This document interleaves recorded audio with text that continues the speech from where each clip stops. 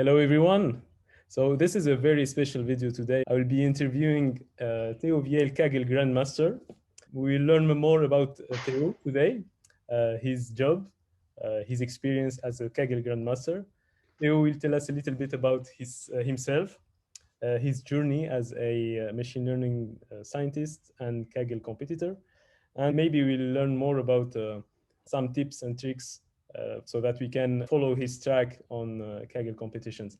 So as a disclaimer, Theo was a colleague of mine in a previous life. We used to work together. And today I'm very happy to have him on this call. So hello, Theo. How are you doing? Doing good, thanks, Ahmed. So I'm reaching out to you today because I've recently seen on LinkedIn that you've achieved the second ranking on a Kaggle competition, which is, I guess, Marsh Machine Learning Mania 2021 NCAAW, which is an amazing ranking you got. You came second just right after Bojan Tunguz. I don't know if I pronounced this right. It's amazing. And if you look at your Kaggle profile, you've accomplished quite a few successes for the 3 years, I guess. So today is the opportunity to discuss all this about you, to discuss about your journey, how you started competing, learning data science, etc. And we will talk about other things as well. So can you tell us a little bit about yourself, Theo? A little bit about your experience as a data scientist and how you ended up competing on Kaggle? Yep, so first thing, I'm Theo, and I started competing about 3 years ago. I joined Kaggle a bit accidentally because I was bored during my internships, and I wanted to learn new stuff that I couldn't really learn on the job. I'm quite young, I'm 24 actually, I just got 24 a week ago, and which means I also recently graduated. And right now I'm working at a deep learning researcher for a firm that's called Damay Medical. It's a startup that works on skin imaging. And they have a device that enables to see the disease in depth.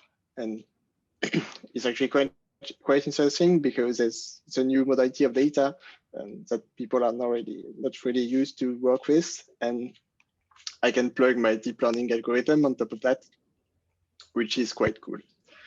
And about the Kaggle part, as I said, I started competing about 3 years ago, and usually I was mainly doing NLP competitions because I was more at ease with that. But quickly I realized that there was more things to do with computer vision, so that's why I switched progressively to that field, which is what I do for a living right now. So it's good. Yeah, we will discuss a little bit about your work later in the video, but I've seen your profile and you've been doing many things, competitions in NLP, but not also, as you said, in computer vision as well. You got a gold medal on the GAN competition on dogs. And then you've also got some pretty good rankings on typical competitions with tabular data sets as well. So this is amazing. And I think Kaggle is a great opportunity for many data scientists to learn. So for you, the main reason to compete was to stand out of the crowd, right? And to have a rich portfolio that you can also present as an alternative to a common, unusual CV, I guess. Yep. And if you can remember about the competition you've performed in the past, what was the most challenging one? It's quite hard to tell which one was the more challenging. I know for a fact that the one I performed the best on was the one I spent most time on. And I think that quite correlates. So can be discussing a bit about the twin sentiment extraction competition, I guess. It was a bit special because it was a competition that was set up by Kaggle. So the data set was a bit of a toy one, but still the problematic was kind of useful and similar to something you can find in real life if you perform a text analysis. So the topic, yep. Yes, I was just wondering about the main task of the competition. Was it Was it Yeah, I simple was coming to that. classification? Yes. The topic was you had a tweet and a sentiment, which was either positive, negative, or neutral, and you had to get which part of the tweet corresponds the best to the sentiment. And I think a lot of people took part in that one. There was about 2,000 participants, and including the most high-ranked Kagglers that performed amazingly as well. They ended up in the top 20. There was a lot of competition. So and this was it was in quite tough. Which year was that? It was 1 year ago. Okay. That's around the time that I started to get quite good at Kaggling, okay. because I already understood most of the of the trickery behind the platform, which is how to correctly validate your models and the stuff about really pushing performance a bit further by exploiting the flows in the data. Okay. And this competition was really about flows in the data.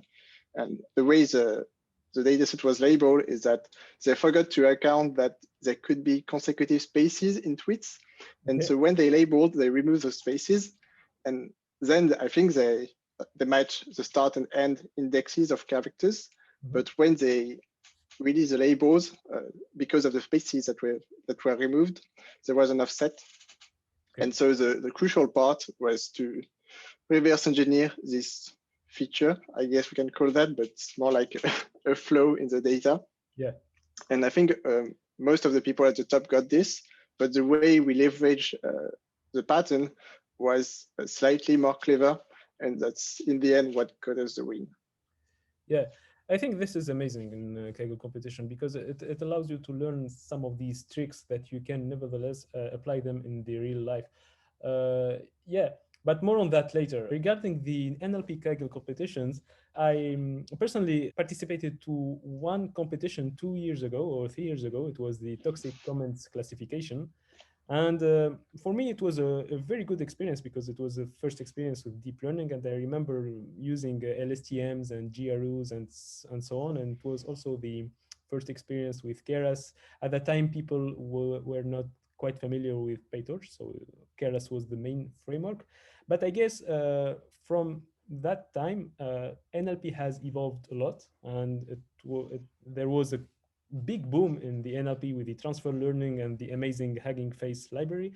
So in today's competitions, NLP competitions, can we say that NLP is a quite killed game because everything is available today in the state of the art? We can find nearly any model for everything. So how can we perform so well today on Kaggle competitions in NLP besides using the pre-trained language models, state-of-the-art language models? What can we do more to achieve higher performance? Because models are so very well today. So I guess feature engineering is one solution, but can you tell us a little bit more? So as you said, transformers right now that's top tier models for NLP, and used to be LSTMs, but right now that's transformers. So whatever, you just use what's the best. And I think the main idea to get a good transformer for a competition is to really understand what you're doing. And if you simply plug your model in your data, you're going to get a quite good score because models are quite good, but you're not going to be at the top. Because if you want to be at the top, you have to do those extra things that make a good Kaggler and to tweak the models to really adapt it to the task. Yeah. I think the example I can give, I guess, I can give an example with the tweet sentiment extraction one. We use transformers, and I think everybody did. Yeah. Like a lot of them, we tried approximately a dozen, let's say. And the thing is, transformers, they are token level, which means you cannot really capture the patterns that are at character level. And in that case, we had punctuations and stuff like that, words that were cropped during the labeling. So you had to get rid of this pattern in this of this token thing and go to higher resolution. Okay. And to leverage transformers with at the character level is actually not that easy and not something you're gonna see in the literature. Okay. And how did you know that you had to use the character level? Was that after exploratory data analysis, for example? At that time, I was teaming up with Anton, which was someone I met on Kaggle, and we discussed a lot on Slack. And we realized quite quickly that we were missing something, and we started trying new ideas. The first thing we tried a lot was post-processing, and after, I don't know, 2 weeks perhaps of trying this dead end, we realized that it was not really working for us. Okay. So we tried something completely new and the idea actually came from the discussions. I think someone posted like a comment saying that they were able to reach a high score without post-processing nor pre-processing. And in Kaggle, there's mostly 3 things, at least in deep learning. There's pre-processing, post-processing, and modeling. And if you remove the first 2, there's only the last one. And that's why we went to more complex models. Yeah, I guess maybe this is due to the fact that this can be also, this data is user-generated data, right? So you can have typos or stuff like that, so that Yep.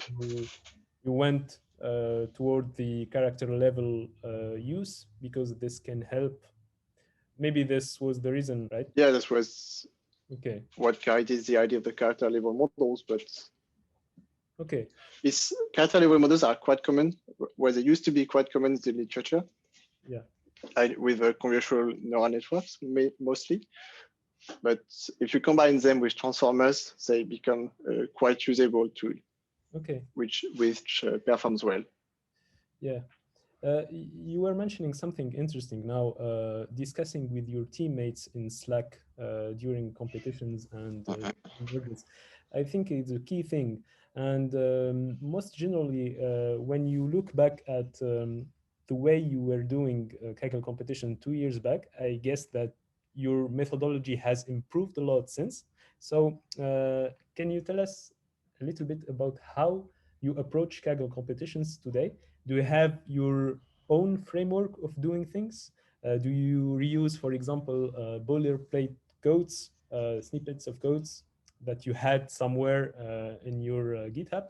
So how would you approach your Kaggle competitions today with your experience? What I usually do is start from a code that I know is good and can be adapted easily to the problem.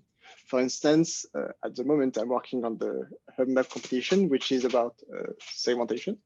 Okay. And at work, I did a project which consists of segmenting skin layers. So I reused that code and adapted it to the problem.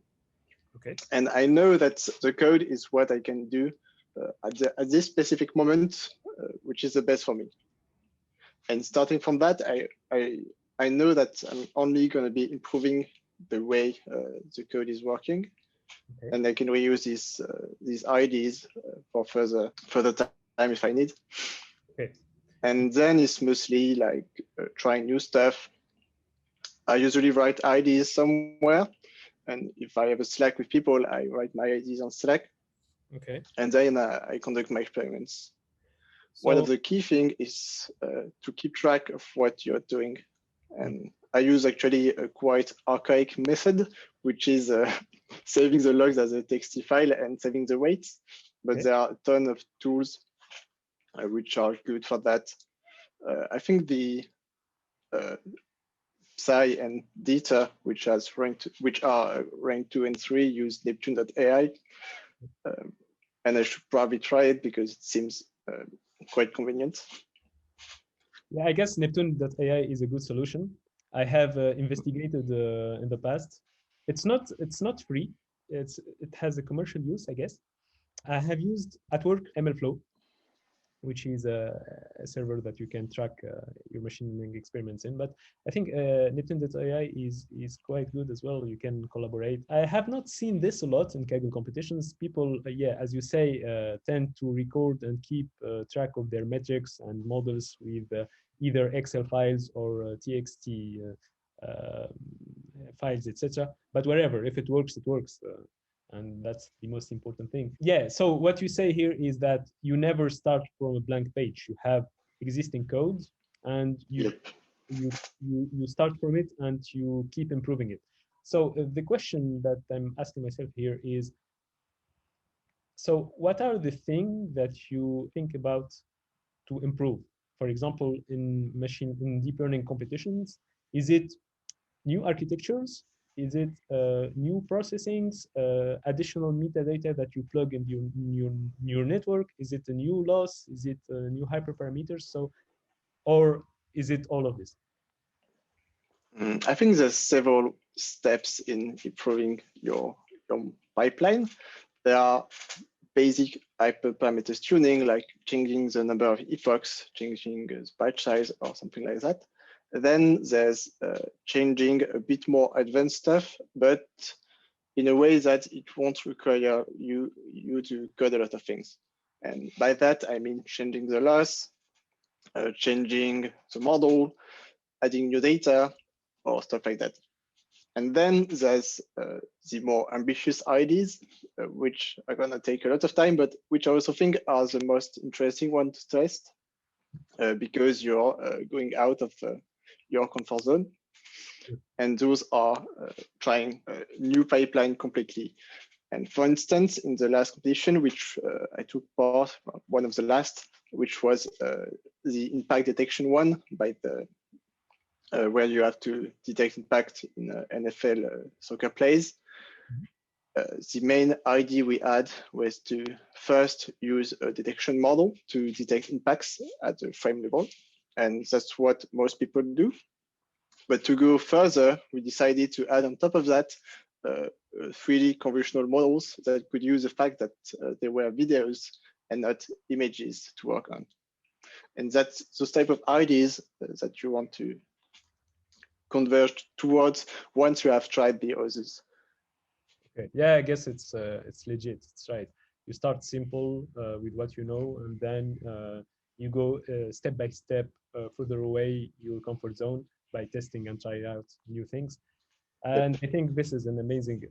Kaggle is an amazing playground for that. You, in general, when you work, you don't have such a large opportunity to test and try out things. But Yep. A lot of people say that Kaggle is way different from how machine learning is applied in the industry, and thus Kaggle does not bring real value or wherever. So I think you have a strong viewpoint on this. So can you tell us how Kaggle, if Kaggle helps you today in your daily work as a machine learning engineer or a deep learning researcher, I guess? And maybe tell us a little bit Yep. about what you do today in your work and how Kaggle can help. So I'm a bit biased on this one because I'm a Kaggler, so I'm gonna say that Kaggle is good and useful, but I mostly think that it depends really on the work you're doing. If you're doing data science and basic one with tabular data, I think Kaggle can be helpful, but it's not going to be what makes you good. Because with tabular data, there's a lot of, in Kaggle, there's feature engineering, and then there's stacking and blending. And a lot of the time, with feature engineering, you're not going to win a competition. You're going to win because you have good feature engineering and a huge stacking pipeline, which is what I don't really like with tabular data. And at work, you can't do the stacking thing. So you're going to be left with your feature engineering, and most of the time, a simple model is going to be enough. Yeah. So this is a bit inappropriate. And then there's all the coding, engineering jobs, which again are not really adapted to the Kaggle framework because they're not about performance. And Kaggle is a lot about performance. And then there's what I do for a living, which is basically I'm an applied researcher, and which is I want to take state-of-the-art papers and make them work for the problem we have, and try to get a solution that's good enough for the client to be happy and for the algorithm to be usable, which can be by the team or by doctors, as I work in medical data. Okay. So, and on that sense, Kaggle is the same. We're using IDs to get the best performance. And so the way you try out experiments, the way you think, the way you know that your model is going to be good on the private leaderboard, those things, they do really apply at my job. Yeah, I think this is very interesting. This is where we see that Kaggle can help. It definitely depends on your work.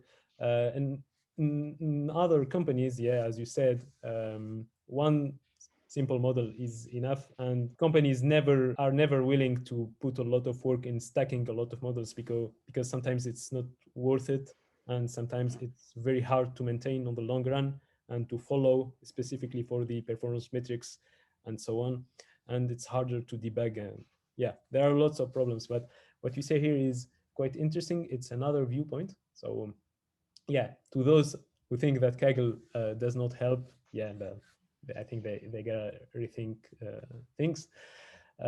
Yeah, what you mentioned, you have mentioned here, feature engineering. I think feature engineering is something I learned personally from Kaggle, and I think this brings a lot of value, even on projects within the company, even on tabular data. Sometimes I've seen that in competitions, what matters is not only not the modeling part, but more the feature engineering. So can you tell us a little bit about feature engineering, what you perform today, for example, when you have tabular data? Yeah, very common one. Can you share some ideas on feature engineering that you can perform that you learned from Kaggle? I know this can be a very general question because it depends on the variable you may have. If you have, I don't know, maybe categorical values or numerical values. But yeah, I've seen strange things in notebooks in Kaggle, people performing weird feature engineerings, but unexpectedly, this works.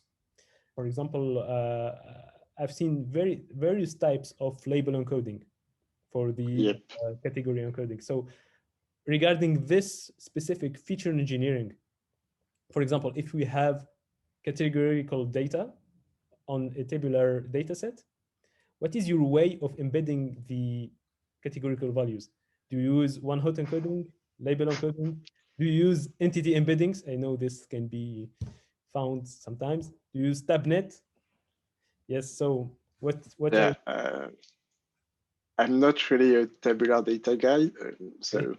I know how to handle such type of data, but mostly with Kaggle competitions, public notebooks, they've done everything that you have to do to get powerful features, right, nowadays.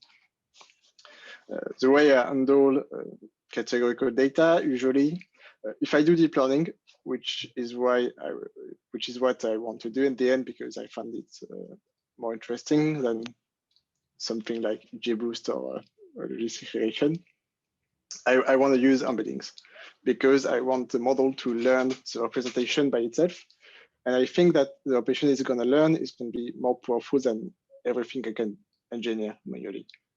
Okay. But if I don't use deep learning, I think my go-to choice is target encoding. So target encoding is saying for this type of category in the feature, the distribution of the target is such, and this way the model can learn the pattern a bit artificially. Okay. And do you make sure that your model is not leaking while using? How do you make sure your model does not leak when you use categorical encoding? I make sure to use the encoding only as the training data, and before that, I split my data carefully. Yeah. Yeah, and I think this is one of the most important things today. When you play in Kaggle competition, you have to set up a real cross-validation environment so that your metrics on the private leaderboard, public leaderboard match. So you don't have a big difference. Setting a good cross-validation, as we know from the textbook, is it enough today? It's not going to be enough, fortunately, but a lot of time it's going to be helpful. I don't think that's mandatory to have like the best CV scheme you can have, but in some competitions it can be the winning factor. Okay. For instance, there's a lot of cases of competitions where the public leaderboard was a bit weird or almost non-existent. And for such competition, you need to have a good CV. A good example for that was the LANL earthquake competition, okay. For which the organizer did, I don't know what they did, but it was really a weird competition. I did not take part in it, and was a good call because in the end it was a complete mess. And the team that won was the Zoo at the time, and they're really good at validating that models, which I think is why they won. Okay. But yeah. What's a good CV? For me, for example, it's I approach the problem very naively, and I perform, for example, k-fold cross-validation. What can you do more? I mean, what you want to do when you do your CV is to mimic the pattern between the training data and the test data. Okay. And once you know how it does, for example, if you know that the test data comes from the future, which I mean, after the train data, you want to make sure that you're not validating on data that's after the train data. That's for time series, for instance. Okay. If you know that in the test set, there's going to be new images, for instance, from in the current map competition, there's huge images of glomeruli. If you know that you have this pattern and different images for the test set, you want to have different images in your validation set. And this is where exploratory data analysis helps, right?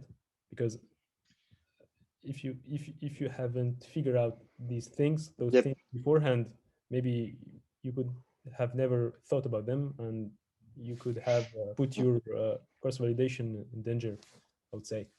Yeah, I think that's even more about understanding the problem than exploring the data, because it's often written on the data set that you're going to be tested on an unseen images, or sometimes that there's going to be new labels in the private test set or something like that. Yeah. And if you think about it, that's the same at work. You're going to have to make sure that your model is going to be reliable once it's in production. And you make sure of that by simulating the condition that you're going to have when the model is deployed. Yeah, okay. But what you say by understanding the problem, specifically in Kaggle competition, it means more understanding how the distribution of test data is regarding the training data, more than understanding the problem in itself, because the problem is already defined, and in general, the metrics are defined at the beginning of the competition. So you don't have to ask yourself about the task at hand because it's defined through the metrics, right? Yeah, but when the organizer defines a task, they have an ID behind the head.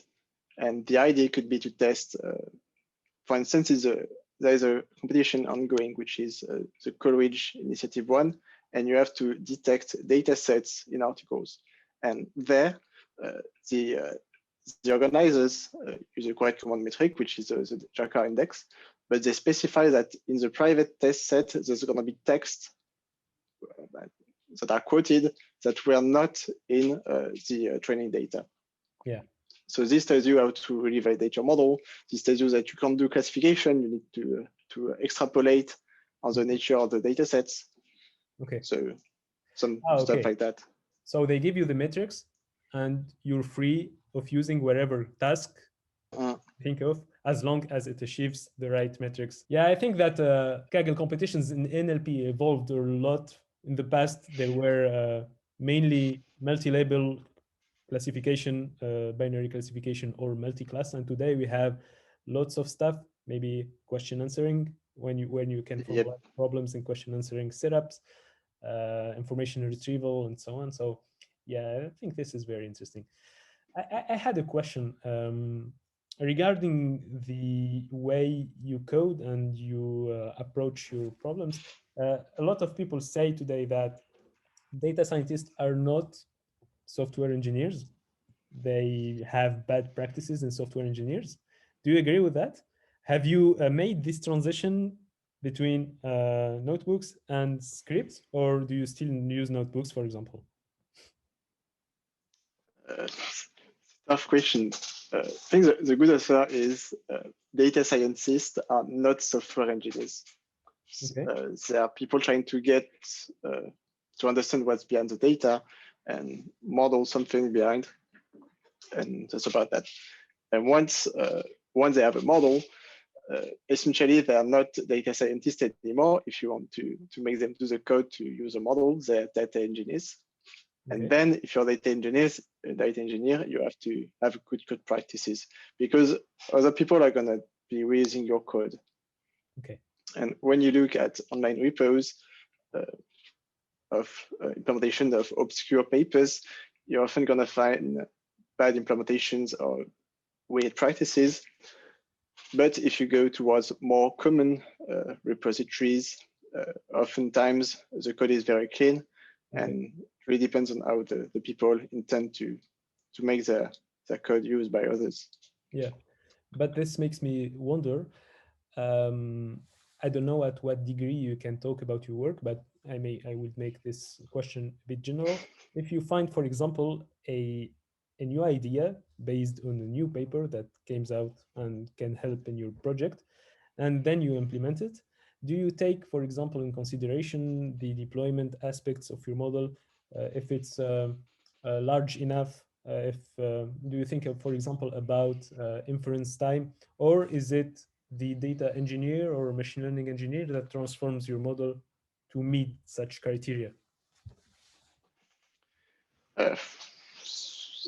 Considering what I'm testing, if I have to take into account the deployment, I usually stick up to simple models. Okay. And oftentimes I mostly play with the training strategy rather than the architecture.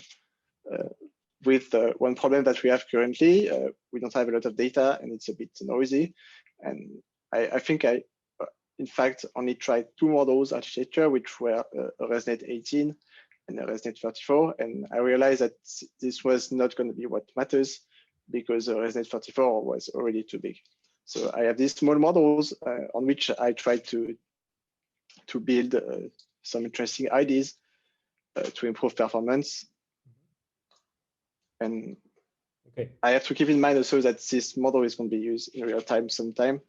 Yes. Somewhere in the future. So it's better if it's fast and not too huge with billions of parameters. So you didn't use a dense net or efficient net or these big freaking networks?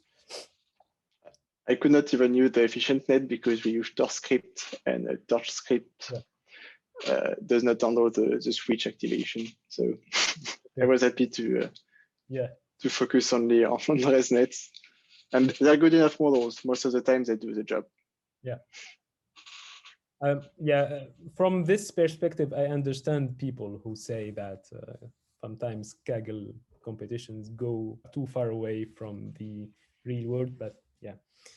I have also the same problem in my current job. I want to put a model in production and it has to be served in real time. So I had to make a choice and I had to use simple models, specifically in NLPs. I had another question now regarding the tech stack you use on a daily basis. I don't mean TensorFlow versus PyTorch because this is a long debate. I know that you're a PyTorch user, right?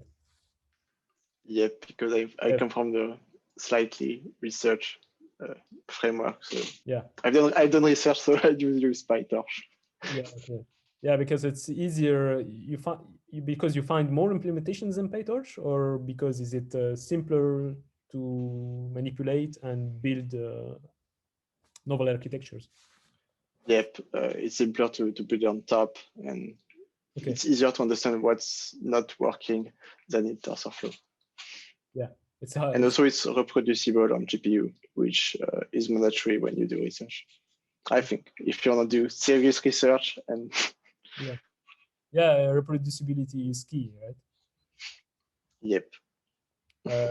Yeah, so regarding the tech stack, for example, in NLP, I guess you're using the famous transformers library, right? I only use my tech stack is almost non-existent. Okay. I use a couple of libraries which I find useful and which simplify my job. Okay. But most of the time I just do all by myself. And those libraries, I usually mention transformers by interface when I do NLP. Yes. Because they have everything with the pre-trained models. I try to stay away from Facebook's FairSec, which also does NLP, but it's not as convenient as a interface to use. Okay. It's slightly lower level, so you have to dig into the code a bit more. Yes. And in general, I only use libraries for models. And another example is segmentation model PyTorch. Yes. Which has a lot of segmentation models for PyTorch. I have tested it in the past. It's a good one. Do you use also pre-trained models in PyTorch, which with the computer vision models? I'm not even sure. I think by default, I try to load my models using Torch, and I use EfficientNet PyTorch actually. And if I want to try more stuff, I use TIM, DMM, yes.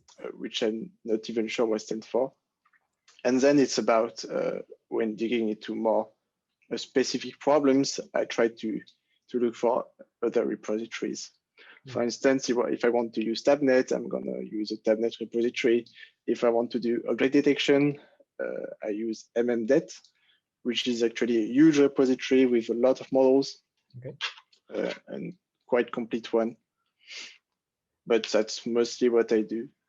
In the end, my code has few dependencies, I believe, and I copy paste most of the stuff I use. So if I want to use the loss function, which is somewhere, I'm just going to copy paste it and create from my code. Yeah, okay. And regarding, for example, image augmentation in computer vision? Oh, I use Augmentation, which is a great library. It's a very good one. I've used it in the past. Yeah, you can perform crazy stuff with it. Yeah, okay. Do you use augmentation in NLP? Nope, never. Okay. I've never made it work, so. Yeah, but yeah, I guess apart from translating and back translating again, what can you do else? I don't know. You can you paraphrase. Synonym replacement, I've seen that a bit. Okay. And you can also shuffle a bit the words. But I think if you have to do augmentation, the best is to do it at model level. And to do so, you can, if you are using transformers, you can drop out, which is sort of like erasing words. You can add noise to the embeddings, which is like synonym replacement a bit. Okay. And all sort of ideas. But okay, this I have never thought about this. Yeah, you can do this at the model level. Yeah, it's an interesting thing. And it's faster, so it's more convenient.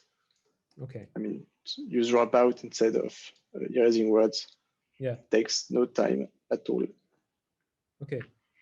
So you're currently working on which competition? I'm on the HubMap one, and yeah, okay.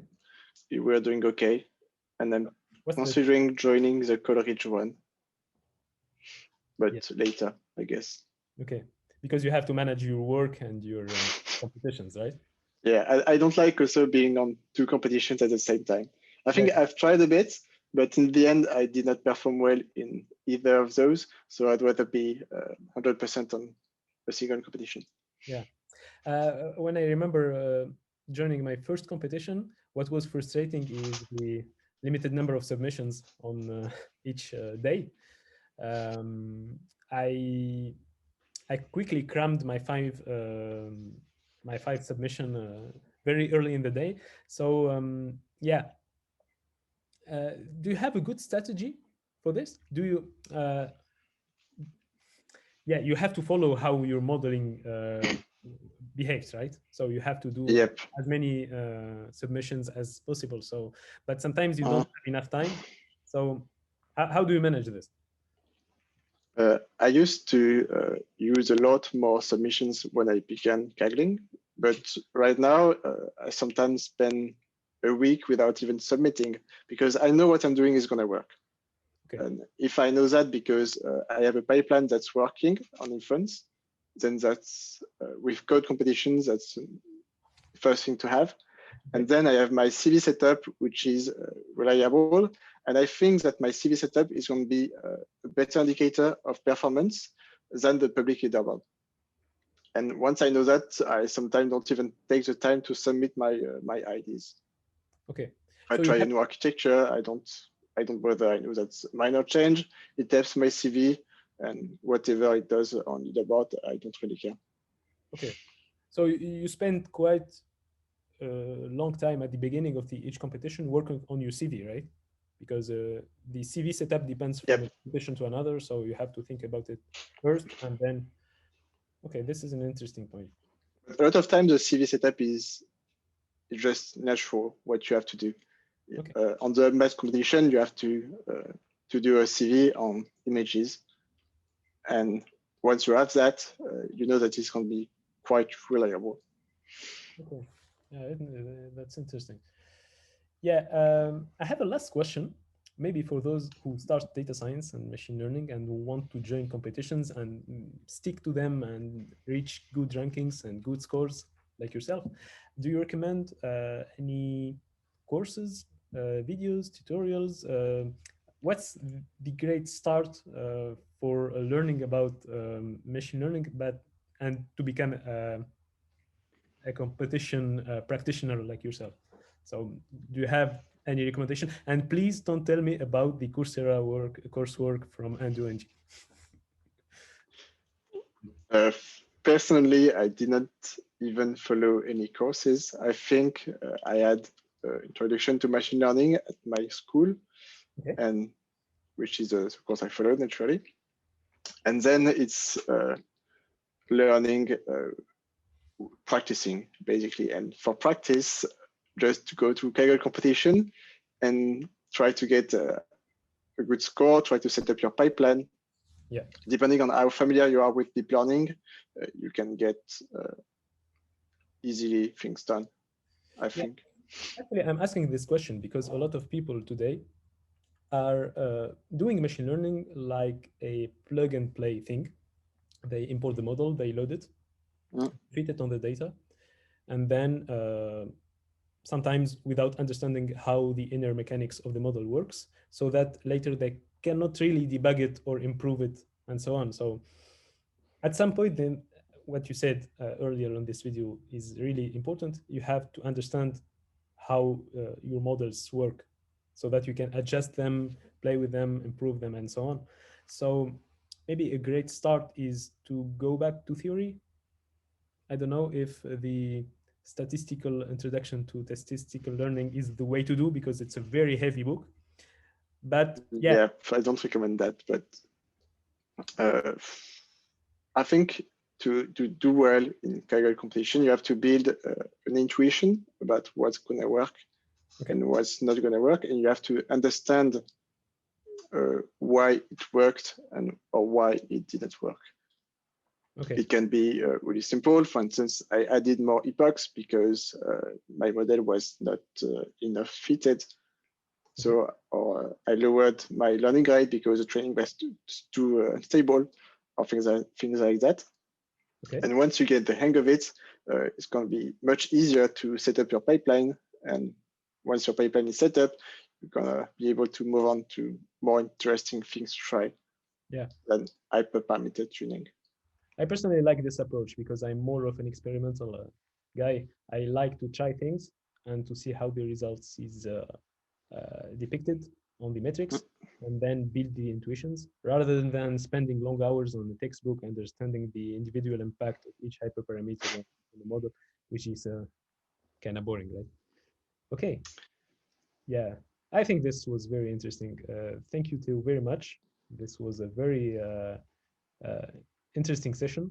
For those of you who have watched this video, I have shared the Kaggle profile of Theo, so you can have a look at it, fork his projects, follow him on Kaggle and on GitHub, because you publish sometimes on GitHub as well, right? I publish the solution of my competitions. Oftentimes, I try to. Yeah, because it's required. It's often required, but not all the time. Okay. And because I enjoy checking my code. Yeah. Okay. And it forces me to do the documentation and to do more cleaner code. Yeah. So that helps me as well, I guess. Because other people will probably reuse your code later on other competitions as well. Maybe I will join one day a competition and reuse your code. Who knows? Yeah. Okay. So thank you very much, Theo. Thanks, I hope you'll earn more gold medals. And what's the next step for you in Kaggle? What's your aim now? What's your next goal? I think I have to try to go for the top 10 in competitions, but it's not going to be easy. I need at least 2 good gold medals to do so, I think. Yeah. And otherwise, I'm just going to go for a triple Grandmaster. Okay. I don't know. I don't really care, honestly. I'm just waiting to see how it goes. Yeah, I'm sure you'll perform as well. So yeah, good luck. Good luck in your work, in your projects, in your Kaggle competitions. And yeah, let's keep in touch. Thank you very much for this talk. Yep. Thanks, Ahmed. And yeah, see you soon. Thank you.